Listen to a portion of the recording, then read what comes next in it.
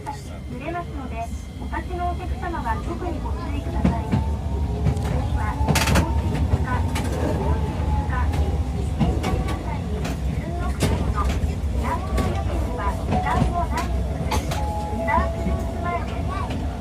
旅する大学、海洋大学が運営する地域応援施設、ガモールはこちらです。渡月市場へはこちらでお降りください。次は、高知通過です。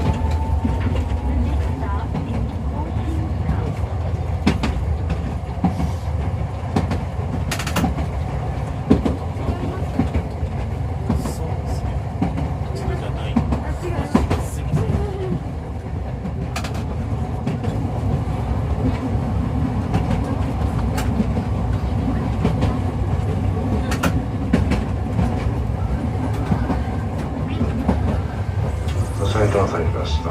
甲信通過です。